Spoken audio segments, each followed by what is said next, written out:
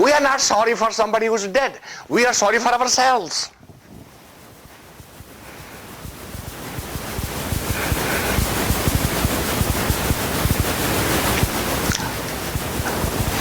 Look at a very practical thing in life.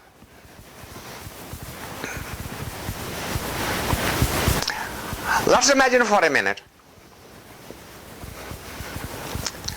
that the area you are living in is not secure.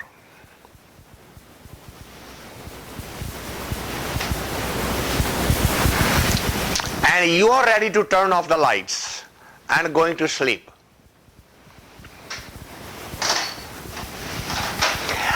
And your partner is sleeping on the bed away from the door. What is your first request? Would you come on this side? Why? Oh, because somebody might come in. Oh, so it is okay with you if I get hurt when somebody comes in. But it's not okay with you if you get hurt. But I love you. What an expression of love.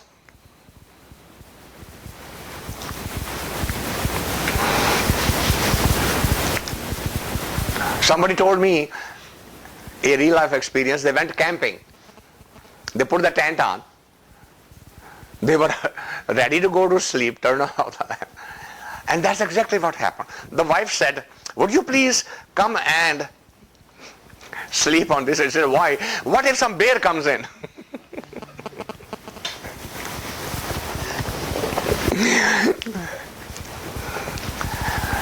And he said, would you feel better if you are a widow rather than just without an arm?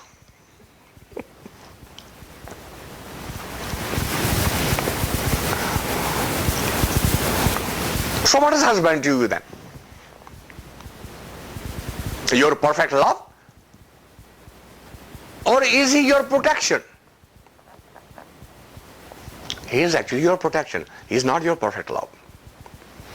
Because if it was a perfect love, the actions will say exactly the opposite. It will say, dear, would you please sleep on that side of the tent because I want to sleep right here. I don't want you to be the first one exposed to any hurt.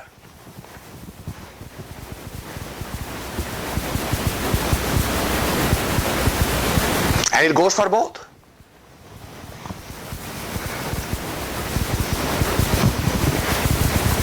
I submit to you, humanity has purposely, knowingly avoided experiencing true love. Because true love calls for a complete unconditional surrender and sacrifice.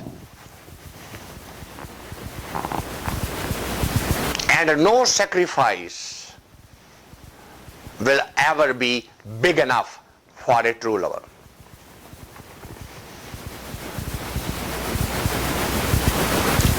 There is a parable that the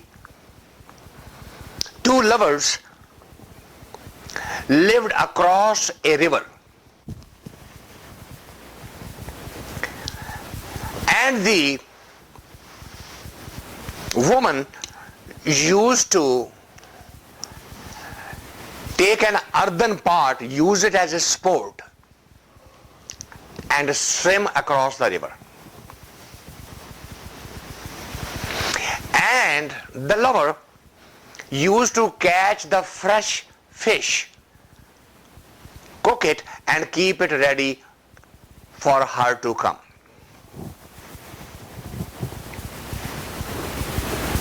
And one day, there was so much heavy wave in the river that he could not catch any fish.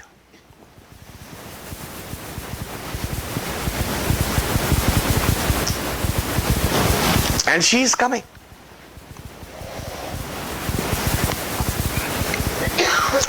So she reaches there, he puts the meat in front of her, and the first bite she takes out of the meat, and she says, this fish tastes totally different than all the fish that you have ever cooked. What happened? Where did you catch it? He said, right from here. He's not telling anything. And suddenly she puts her hand on his leg, and he cries with the, oh. So what happened?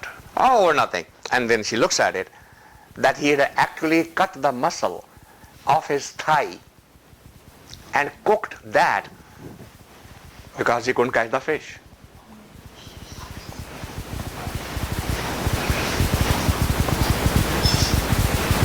Can you see the sentiment?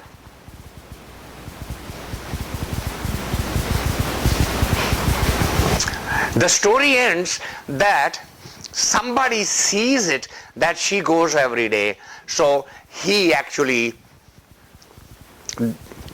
exchange the pot she used to use, and rather than a baked solid pot, he put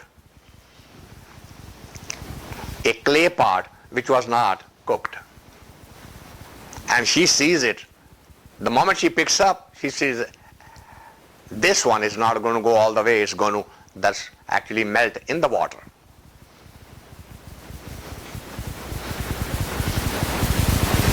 But I'm not going to break the promise. Knowingly, she takes that pot. And she starts swimming across the river. And right by the time she reaches the middle of the river, the pot completely dissolves. And he on the other side knows it, something has gone wrong. She's not going to make it today. So he starts swimming without any help. And they both meet in the middle of the river and drown together.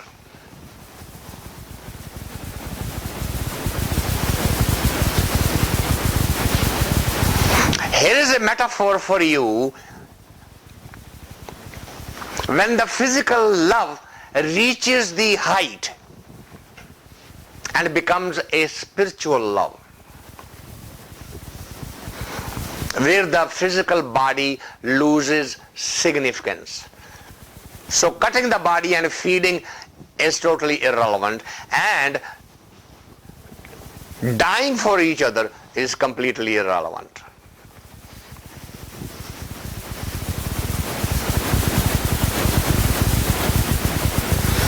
So we wanted to know today, what is the definition of true love? What is a pure love? And I submit to you, it exists. But humans have knowingly walked away from it because it requires 100% sacrifice, surrender, non-judgment. And we keep hiding behind this word and declaring to the world.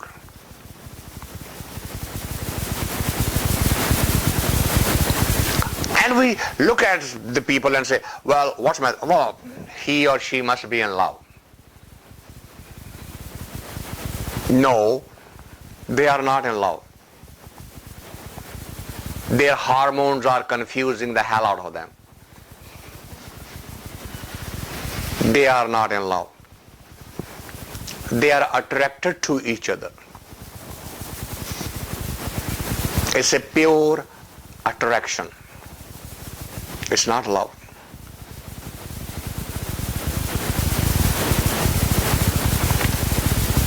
Because if it was love, it will never ever change again.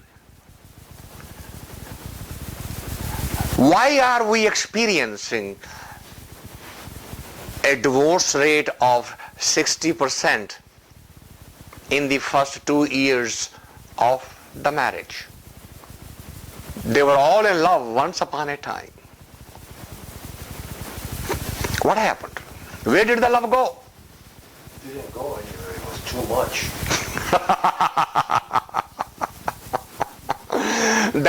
That's why they say the husband and wife are the two sides of the same coin. They like each other so much that they stay together, and they hate each other so much that they cannot face each other.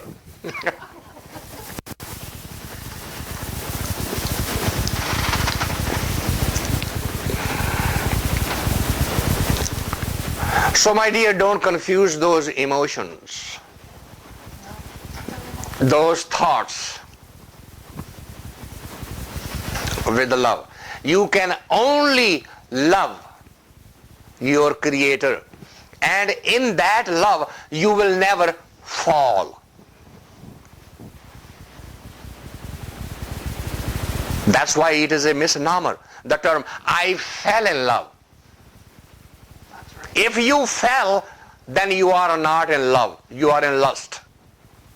Because love will always help you rise up. It will not allow you to fall down. It will raise you up. And that love is only between you and your Creator. The rest are all bondages, attachments, attractions, lust. You can give any name to it. So with that, we'll conclude today's talk and open for